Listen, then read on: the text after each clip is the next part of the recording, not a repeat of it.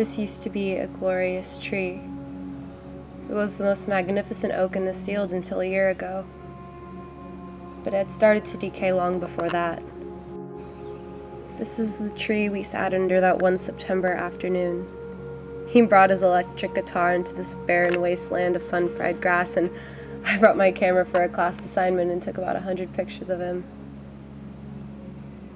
I wish I had taken more. He wasn't very photogenic. He wasn't my first boyfriend either. He left me right before I told him that I loved him, which I never had the chance to do. Funny how that works. He told me he wanted to stay friends. I haven't spoken to him in 2 years, 4 months, and 5 days. But who's counting? He met his now current girlfriend after we stopped talking, and they're still together to this day. I always wonder that maybe if I hadn't waited so long, it might have worked. But it hurts less and less every day. He wasn't my first kiss. That award goes to boy number 2 that came during my sophomore year. He played guitar in the talent show a year after boy number 1 had gone and graduated. A month after the talent show, boy number 2 became my first boyfriend.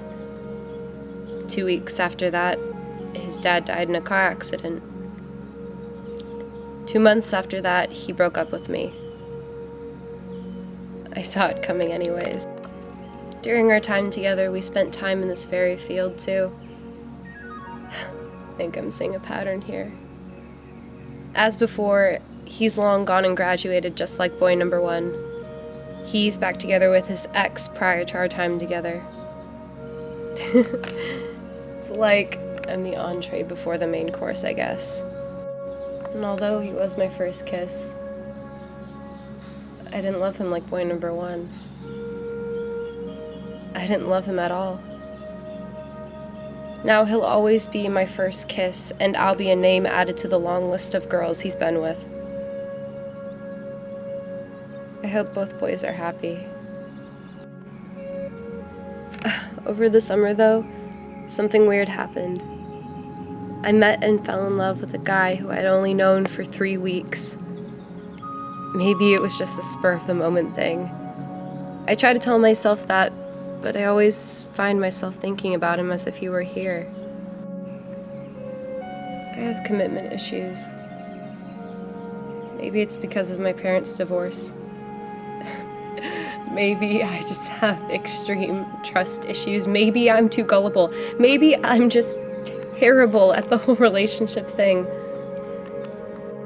It's difficult to trust the whole idea of commitment when you've witnessed so many accounts of integrity being slaughtered.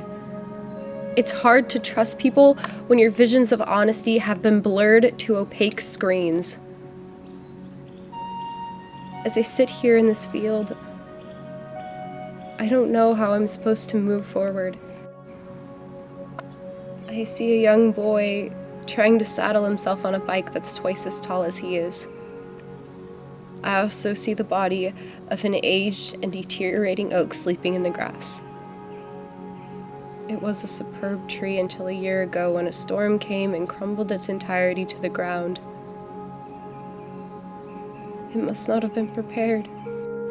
Its trunk is still standing, but its countless twigs lay sprawled around the ghost of the tree's shadow.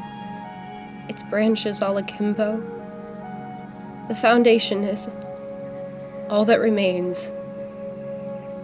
The body of what used to be the tree has been sectioned and cut into pieces so it won't hurt someone else. I'm in love with a boy who lives 4,000 miles from my current position. Seeing him leave when he did was like sectioning my heart. I don't know how much more suffering I can handle. I don't know how much more room my heart has for more heartbreak.